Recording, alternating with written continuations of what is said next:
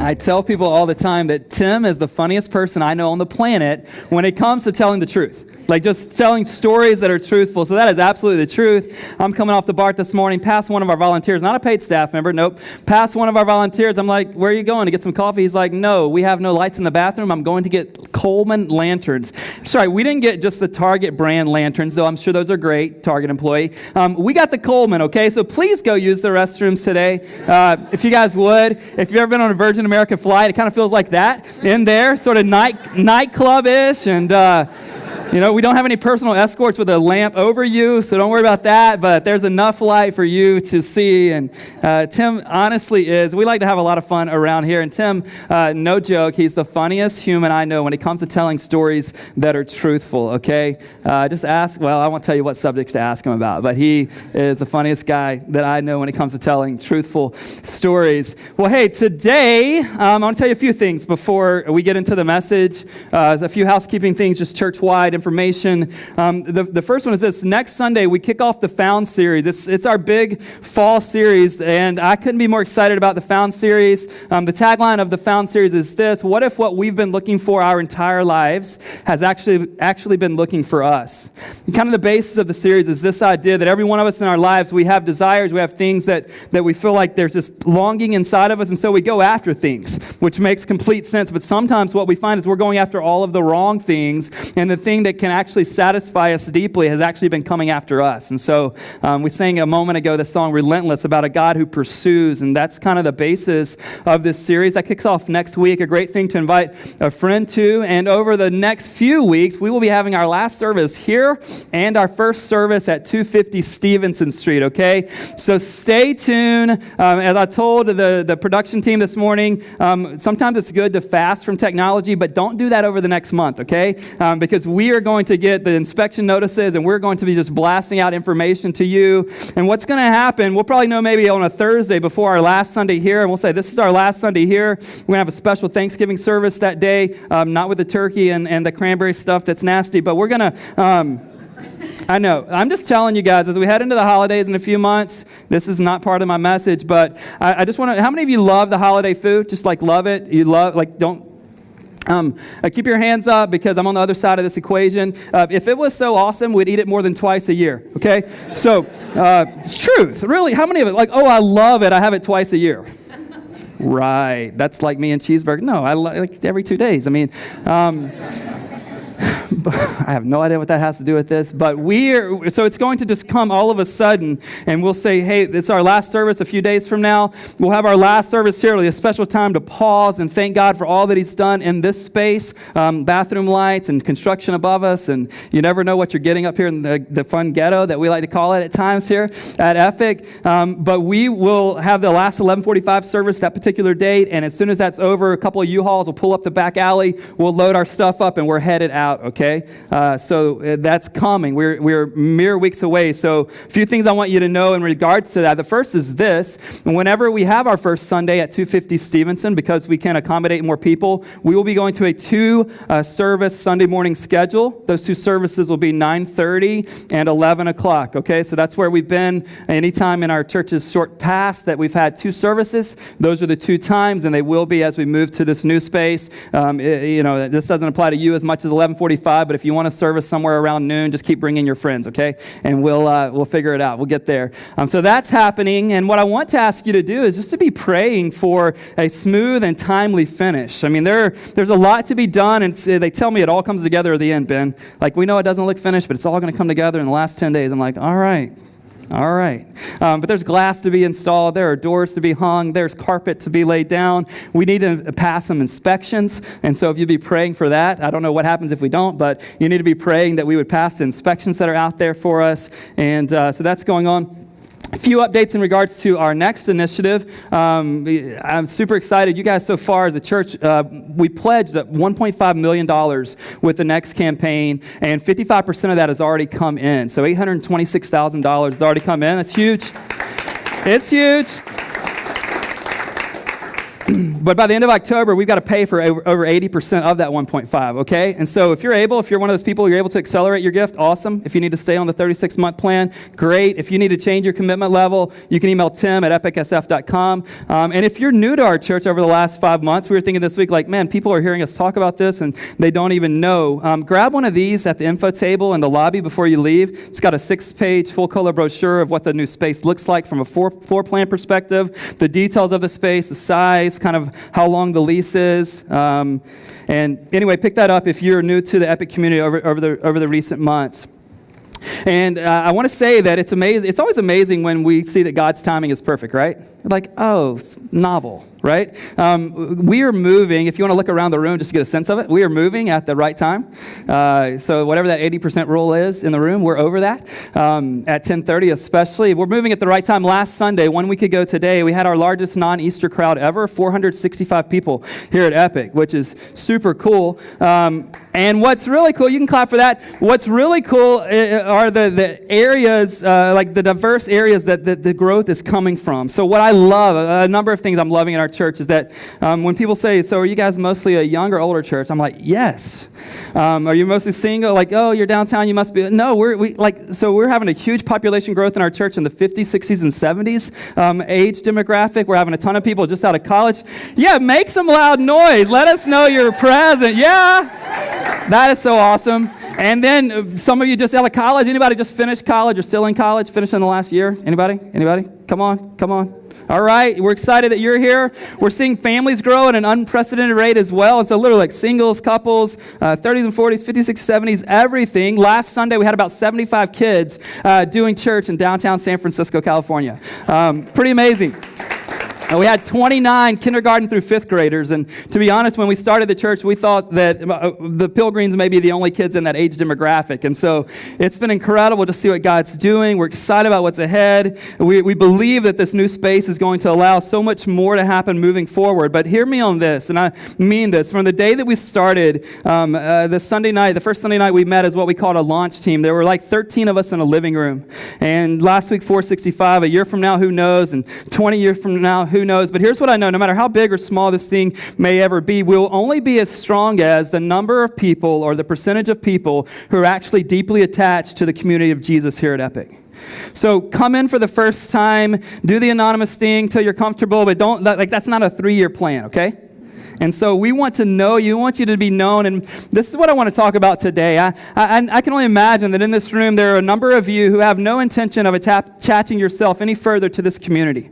I just assume that that's true. And so what I want to do for the next 20 minutes or so are blow up some objections you might have to attaching yourself to community and urge you and tell you 2 things, why this is great for you and why it's great for us collectively, okay? So that's what I want to do. If you have a Bible on you, Ecclesiastes chapter 4, if you need one, raise a hand. We'll get one to you, and we'll just roll from there. Ecclesiastes chapter 4, verses 7 through 13. Page 357, if you have the Bible that we've just passed out or we're passing out currently. Ecclesiastes chapter 4, you can stand as you're finding that, or if you just want to look at the screen and see it displayed there, totally cool. Most scholars believe this was written by a man named Solomon. He died like 931 BC, so it's written around 3,000 years ago. But I think what he describes in this text is what's alive and well in our city, in our Bay Area in 2014, and I believe it's alive and well in a number of people in this room this morning, perhaps all of us to a degree. Here's what Solomon says about this person he observed. He says, "Again, I saw vanity under the sun. One person who has no other, either son or brother, yet there is no end to all his toil. And his eyes are never satisfied with riches, so that he never asks, for whom am I toiling and depriving myself of pleasure? This also is vanity and an unhappy business. 2 are better than 1 because they have a good reward for their toil. For if they fall, one will lift up his fellow. But woe to him who is alone when he falls and has not another to lift him up. Again, if 2 lie together, they keep warm, but how can one keep warm alone? And though a man might prevail against one who is alone, 2 will withstand him. A 3-fold cord is not quickly broken." And I want to include verse 13 just because I think it fits. "Better was a poor and wise youth than an old and foolish king who no longer knew how to take advice." You may be seated. Let's figure some things out together. Keep your mind and your heart open. I know that those of you who have objections to attaching yourself to any sort of community involving other people, you've got great reasons, I'm sure. But what I want to do is take those reasons, acknowledge them, say, hey, I understand why you have those reasons, but let me tell you why those reasons aren't reason enough. That's my hope this morning. So Solomon says that there's this guy, and he never stops working. Do you know this guy? Anybody? Or are you this guy? Do you live with this guy or gal, right? I mean, we know this person never stops working and never even pauses long enough to go, wait, why am I doing this? He has no one to share life with. And at the end of the day, he realizes, wow, all that I thought would bring me joy, all that I thought would bring me satisfaction, this is an unhappy business. It doesn't work. It isn't working. And he's still going after it continuously. You know anybody like that? It's amazing to me that Solomon wrote this 3,000 years ago because I believe I've met the person he's describing. Haven't you? I mean, this is the man who doesn't stop working. This is the woman who, she looks really rich to us, but she's like, I just don't have enough. This is the man who hasn't stopped long enough to go, wait a minute, why am I doing all of this? This is the woman who says, I will make time for other people one day, but that day isn't today. And I think this describes a ton of people in our city and in our community, and I think it probably describes some of you. Okay, some of us. Working so hard, going after it, getting wealth, but it's never enough, so they never have anyone to share it with because all they do is stay busy. And Solomon comes to us in verse 9, he's like, listen, I've got a better idea. That's not the intention of God for your life. I've got a better idea. Here's the better idea. Two are better than one. We is better than me. Together is better than alone. A life with others is better than a life in isolation. I've got a better idea. And then he tells you why two are better than one, why together is better than alone, why, as we say at Epic, life is meant to be shared rather than lived in isolation. Here's why. He rolls through it in verses 9 through 12. He says that one thing he says in verse 9, he says, if two are doing something together, they have a better reward for their work. But we've got to be honest. We've got some objection to that, right? Anyone ever do a group assignment in high school or college and you were convinced you weren't that smart, but you're the smartest one in the group? You're like, God, this is not always true. Two are not always better than one. I can do it better myself, but this is a design that he's built into humanity. And so he's like, no, there actually is a better reward for your work. Now, verse 11, I feel like I've got to give a disclaimer there before all the single co-eds in the room go out and tell other people that their pastor told them to find someone to lie down together to stay warm. I feel like I need to just let you know what's going on culturally. And so, look, verse 11, it's in the text. I mean, if you don't understand context, here's what you hear from the Word of God. Again, if two lie together, they keep warm, but how can one keep warm alone?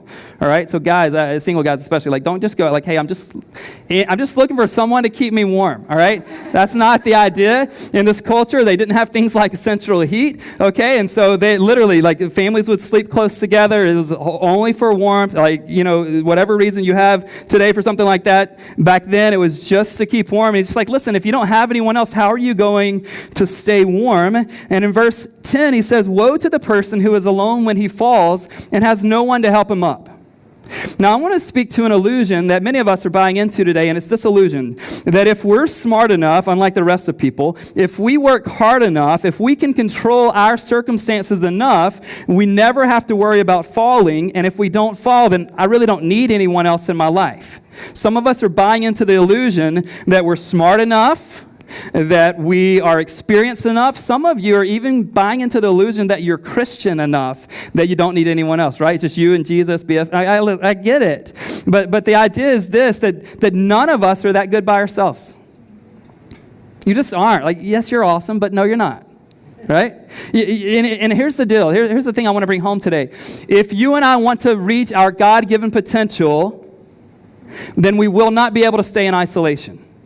If you want to put a cap on your life, stay away from people, never let anyone know you, never get to know other people, never do things collectively, never become vulnerable with people. If you want to put a lid on your life as far as what God's potential is, then live in isolation and disconnection. Just the reality. I know you're smart. I know you're brilliant. I know you know a lot of the Bible, but you just don't have it in and of yourself to do the kind of thing that God's called you to do. Now, I want to speak to 3 objections. So if you're a note taker, I want to maybe raise some objections that you could have, and then I want to try to blow those up if I can. The first objection is this: I don't want to really be known by others. I don't want to really be known by others. All of us are good with projecting an image, right? Like, I'm down with that. I'll never forget. First time I met Shauna's parents, I had spent about 24 hours with them. I think it was breakfast the next morning, and Shauna's mom, who I love deeply, said to me, "Ben, I'm sure you're not perfect, but I haven't seen it yet." Amen. Yes, that is correct. Like, 15 years later, the story is quite different. But that's what so we're all great with like, hey, here's my best self, right? Here's my first state outfit. Here's the best from my resume. Here's the best from my past. Here are the things that I'm really skilled at. We're okay with that. But we're not okay, many of us, with really being known by people, are we? We don't want to be known. And here's one of the reasons why, and it's not a bad reason. One of the reasons we don't really want to be known by people, just like this man in the story, we don't want to be known by people because all of us have things in our past that we're sort of ashamed of, and all of us have things in our present that are a little bit of a struggle for us, right? And we aren't convinced that people will accept us if they get to know the real us. And that makes sense on the surface, but let me tell you why that's a terrible objection. Or a terrible idea. The reason it's a terrible idea, okay, so if you go, hey, if I get to know this person, they're going to know what I've done, and they're going to know some of the things I struggle with. So it makes sense on the one hand to go with isolation, right? But here's what happens. It's a cycle. So you stay in isolation so you're not known for those things. Here's what happens. The frequency of you doing the kinds of things that you don't want to be doing actually goes up when you stay isolated. You know this is true, right? I just know in my own life, when I decide, you know what, I don't want to really be known. I would love to just project an image from the stage. I'd love to just keep myself distant from you. I'd love for you not to get to know the real me. When that happens, the frequency of me doing the kind of things I don't want to do goes way up, and the same thing happens for you. It does for all of us. So the first thing is, we don't want to really be known by others, and so you already are setting yourself up for defeat in the future. Think about it. It's a cycle. So we're like, hey, I've done some things, or I am a certain way. Listen, when you say, hi, I'm a human, I have issues, none of us are going to be like, really? The first I've met. We all have something, and the idea of sharing life together means that, and here's the deal, we don't have to bare our souls to everyone, but there need to be some people that we do. This is for your own good. Like, but Ben, that's hard. I know, but you're doing a lot of other things that are hard in your life, aren't you? We should do it in this. So that's the first objection I want to speak to. The second objection is this: I don't have time for this kind of commitment.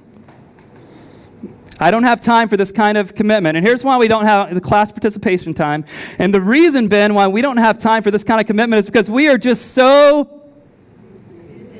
Come on, people. You don't hold back when I ask you how you're doing. That's your first response.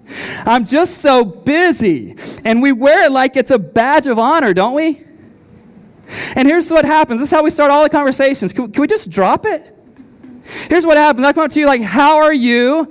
You're like, busy. And then you're like, Ben, how are you? And I say busy, but in my mind, I know that my busy is more busy than your busy. Right? And you're like, you don't know what it's like to have this kind of industry. And then with people without kids tell me how busy they are, I'm like, right?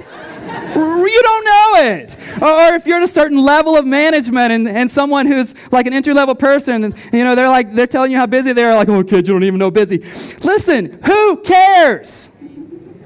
What does that get you in the end? Look at verses 7 and 8. This man was busy, killing it, going after it. No one could outwork this guy. And yet he was unhappy. He was unsatisfied. He was alone. I feel like in our lives, my life, it's not like the proverbial our life, like really in my life, I feel like sometimes I wear this as though somehow that brings reward into my life by the virtue of being busy. I feel useful to God, maybe. I feel useful to my family. I feel useful to our church. And the reality is this: there are busy seasons that come for sure, but we must embrace this reality. Here it is. God did not intend for busyness to be the number one constant in our lives.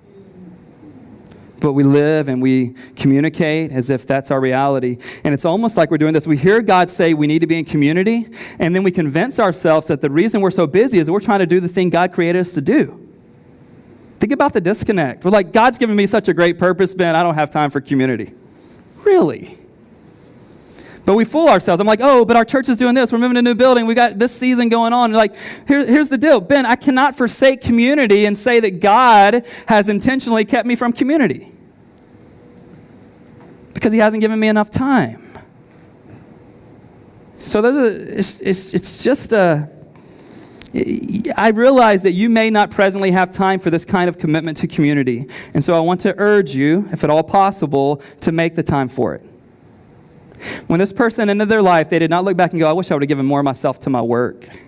And you won't either. You won't either. God has built it in the very fabric of who we are.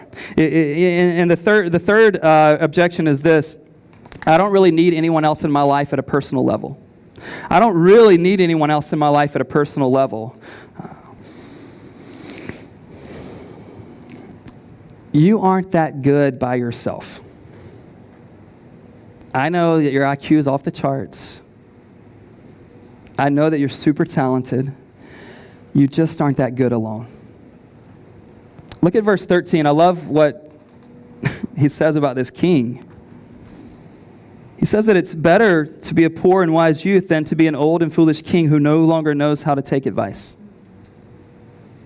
Some of us have reached places in our industry. Some of us have reached places in our faith. Some of us have reached places just in our life experience that we no longer know what it's like to take advice from other people. And God has put other people in your life for this purpose. You don't know it all. You don't have it all. You haven't seen it all. And if you want to, as I said earlier, if you want to limit your growth as a man, as a woman, as a Christian, as a follower of Jesus, the best way to limit your growth is to live in isolation and pretend like you don't need anything from anyone else because they couldn't give you anything that you need. And what I want to do is just continue to blow that up and go, no, God's created us for community. And listen, think about what it sounds like to look at Jesus and his desire to live in community and then for you to go, or for me to go, oh, I don't need that. I mean, do you remember Jesus is headed to the cross and he's in the Garden of Gethsemane and they didn't get community right on the other side with Jesus all the time, but he's saying to Peter and James and John, he's like, guys, would you pray with me? I'm at this deep place. I need you. And how in the world would Jesus be able to express his needs to mere human beings who are sinful? And you go, not me. Really? It's crazy. But can we be honest? To live like this is not easy, is it? There are tons of other easier things to do. In fact, here's what Eugene Peterson says in his book, Along Obedience in the Same Direction. It'll be on the screen. Peterson says that it's easier to do almost anything else.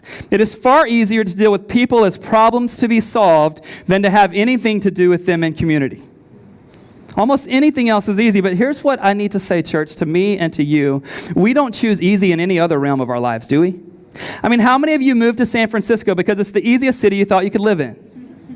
How many of you stay in San Francisco because you're like, Ben, when I look at all the other options, when I look at, the Midwest and $300 a month for a one bedroom, and I just see San Francisco as the easiest choice that I have. Like, this is where it is. How many of you that are married got married because you thought marriage would be the easiest thing you ever undertook? Some are like, Pastor, I thought it was, but I was wrong. How many of you chose your vocation because that's the easiest thing you could think of? You're just like, oh, that would be simple.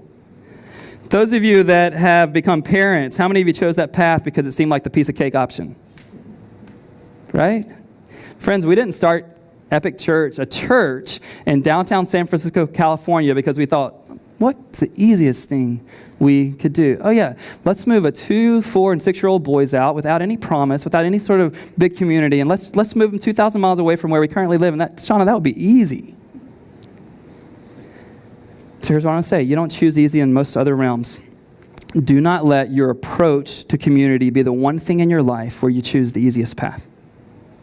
Do not let your approach to community be the one thing in your life where you choose the easy path. This time I want to invite our Director of City Life, Lindsay Lee, to come and just share with us how we here at Epic are seeking to create the kind of environments that will make what we've been talking about this morning more likely and conducive to happening.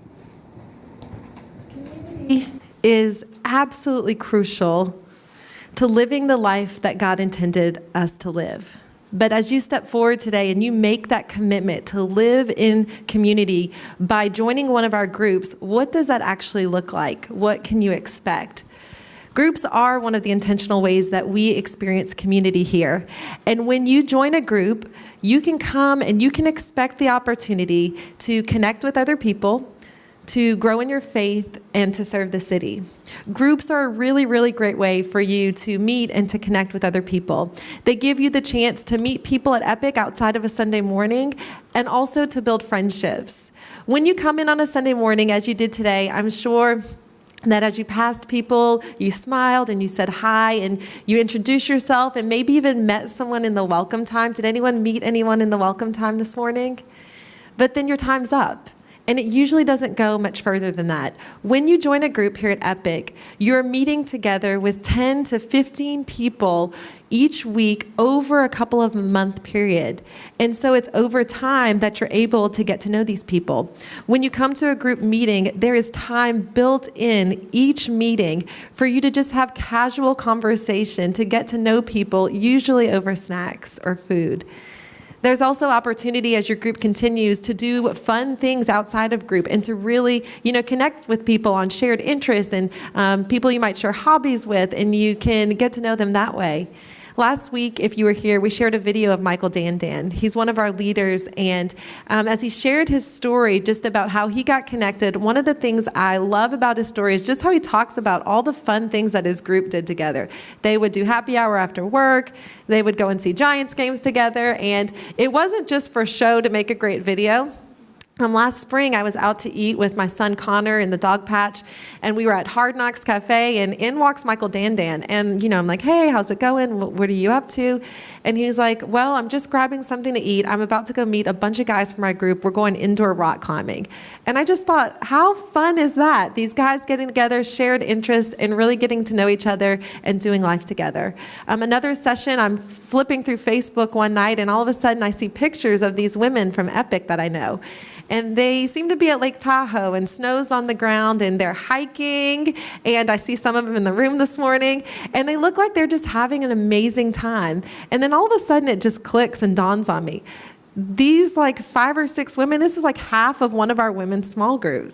And I'm like, what a fun thing that they might get to a place in sharing their lives together to go and take a long weekend and do a road trip together. Now, of course, these things don't happen overnight. It was over a lot of time that these women got to know each other to the place that they might want to be in a car for 4 hours and share a room together. But as you make connections with people in your group week after week, you're able to be known by them. You're able to get to know them. You get to the place where you're able to have conversations with people in your group, and you're able to share your story with them, and you're able to ask them questions. How did you end up where you are today? How do you spend your time? What do you enjoy doing for fun? What are your hopes for your life? You're able to do these things in a group. And when there are moments of great celebration in your life, when you're connected to community, you have a group of people who will rally around you and celebrate those things with you. And on the flip side, when you're walking through something in life that is challenging or maybe even tragic, and you need prayer or you need encouragement, there is nothing like a group of people who can rally around you and pray with you and walk through those life-crashing moments with you. There's always someone to call. This is God's design for us. God never intended for any of us to live life in isolation. From the very beginning of time when He created us to live life connected to relationships and in the context of community. I can't guarantee, though, that if you join a group today, that you're going to get this, new best friend for life or your future roommate, although that's happened in some of our groups. And I can't guarantee that if you join a women's group, you're going to end up with a great weekend away to Tahoe or some awesome guys' night if you join one of the men's groups. But what we can do is provide opportunities that make it more and more likely in your life for these kinds of connections to take place. And that can happen through our small groups. Groups are also a really great way for you to grow in your faith. In a group, when you come into one of our groups, there is space for you to discuss the Bible, to ask questions about the Bible, and also to live out or practice your faith. As you may have noticed, most of our groups are sermon-based discussion groups, which means that they discuss the text and the teaching from Sunday mornings. And you've noticed even this morning, if you've been here before, when you come in on a Sunday morning, Ben opens up the Bible and he teaches us a message from it, but it's in a teaching format. When you join a group, and that's the way that that's intended to be, for us to hear the Word of God and to know it. But when we come together in a group, we're sitting together in a circle and we're rereading that passage, but we're also there having space to discuss it and to share our thoughts and insights. Even with our specialty groups, they're all discussion-based as well. So they're gathering together around a table or a living room or one of our rooms here at Epic, and they're discussing what does the Bible say about a particular topic. And as you discuss the Bible and as you read what it says, groups really are a great place for you to ask questions. You'll never be put on the spot. You'll never be pointed out and required to share something that you're not comfortable sharing and you're not ready to share. But if you're willing to make an investment and a commitment, and if you're willing at a point when you're ready to be vulnerable, this is a great place for you to ask questions and to discuss the things that you're reading. If you're new to Christianity, if you're new to the faith and you're just exploring what that looks like, we have a whole group dedicated, it's called the Alpha Group, just to talking about the foundations of our faith and asking questions all about who Jesus is and Christianity. And so no matter where you are on your spiritual journey, join a group, be connected to community, because it's a place where you can grow in your faith. It's a great opportunity for you to hear other people's perspectives and also their experiences. And when you're in community and you discover a moment after reading or discussing the Bible that might be a next step in your faith journey, you're now supported by this group of people who can help rally around you and encourage you as you act on your faith and as you take whatever that next step might be. Community has been absolutely crucial when I look back at the moments that my faith has grown the most. I became a Christian when I was 18 years old, and when I became a Christian, I had very little experience reading the Bible and very, very little knowledge about Jesus. To me, God had always been just someone in the clouds who I suppose was making the world go round. But when I was introduced to the Bible and I began to read about who Jesus was, that he was fully God and he was also fully human and he was with people and he loved me unconditionally, this just rocked my world. And I'm so thankful when I look back that I was surrounded by people who could help me process those things, who could help answer my questions. And this can be found in a group. And also as you process your life. When I look back over the last 12 years of my life, so many crucial things have happened. When I'm going to decide, hey, who am I going to marry? Am I going to be a parent? What kind of parent am I going to be? What am I going to do with my money? Do I want to take this job? Are we going to make this move? I'm really, really grateful that I can look back and see the blessings and the joy that has come from processing all of those things with other people who could spur me on and encourage me in that. So when we connect to community, it's good for us. We connect with other people. We have the chance to build friendships. We also grow in our faith. But it shouldn't just be about us. When we connect to community, it should really affect other people as well. Joining a group here at Epic gives you the chance to serve the city and to serve those in need. Living in community should absolutely make our lives better, but it should also make the people around us, their lives better as well.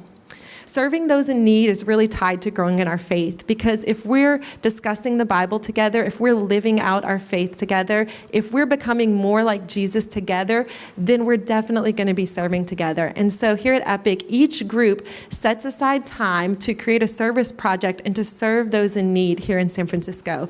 Here at Epic, we have several strategic partners locally, and all of these organizations have opportunities throughout the year that you can serve with. So when you join a group, depending on just the personality and the makeup of your group will decide together, hey, what can we be passionate about? What area, what group of people do we really want to serve here in San Francisco? And then a service project will be planned and you'll have that time to serve together. And this is a great opportunity for you personally, not only to be exposed to the needs of the people here in San Francisco, but also really practical ways that you can help. Serving can also happen within your group. As you get to know people, you're going to find people not just outside of these walls who you can serve, but you're going to find people in ways in your group that you can serve. It might look like giving someone a ride somewhere if you have a car, maybe home or to the store. It might look like if you're in a family group or a mom's group, swapping babysitting sometimes, or even bringing meals to people in a busy time or a time of transition. One of the things that I love about our church and the moms group and the family groups here and all of our groups do this so well is that when a family is welcoming a new child into their family for the first time or a second or third child, we bring those family meals. And so that's happening a lot right now. And so if you're expecting, you definitely want to get connected to one of our groups here at Epic, because that's one way that within groups we can take care of each other. In a time where you're sleep deprived and there's chaos in your house, it's such a blessing to have one less thing to worry about when someone's bringing a meal to you every other night. And as serving becomes a part of who we are, it just becomes natural in our everyday lives to look for people in ways that we can serve. It can be at work, it can be in your home, it can be as you're going from place to place. And this is what really, as we become more like Jesus in the way of serving and growing in our faith, this is really what brings purpose and meaning to our lives. From the very beginning of our church's existence, we have wanted to be known as a community of people, a community of faith that care for and love our city and our neighbors well, and this can happen through our groups. We live in one of the most densely populated cities in America. Have you noticed that when you're walking to work, or maybe even where you live, there are always crowds of people. And yet people here, they still find themselves feeling alone and really, really lonely. Tommy Nelson, he wrote a book called A Life Well Lived, and it was based on the book Ecclesiastes. And he says this in his book: don't be lonely for the wrong reason. Don't be lonely by design. You don't have to be lonely because you designed your life that way. You can set yourself up to live in community, and you can be intentional about connecting yourself to a group. All of these things, though, connecting to people, building friendships, growing in our faith, and serving, these are all just potential opportunities for all of us this morning. Because you and I, we don't just wake up one morning and we're magically living in Christian community like we always wanted. Any more than I might wake up one morning magically ready to run a marathon when I haven't run or trained in years. Like everything else in our life, it takes a lot of effort, and it takes making really intentional choices to live your life in the context of community. So I want to encourage you this morning to join a group and come expecting the chance to connect, to grow in your faith, and to serve the city. We're a community of people who need each other. I need you, you need me. I don't know what for, but here's the deal. You're young and you're old and you're busy and you're changing profession and you're single and you're married. And so we're all over the map. And the thing that we can do is create these environments. The things that we cannot do is say, hey, attach yourself. We can't make you do that. But I want to challenge you in this room. No matter what your story is, this is what God designed you for, okay? So this isn't like, oh, I'm rejecting or I'm objecting to what I heard from the staff this morning. This is not our idea prominently. It takes a lot of effort to pull this off. It takes a ton of leaders. We're going to have 25 or so groups this fall. It takes a lot of work. Lindsay's crew. We have an entire staff position dedicated to this mission and call. So it's not, but we're not here for easy.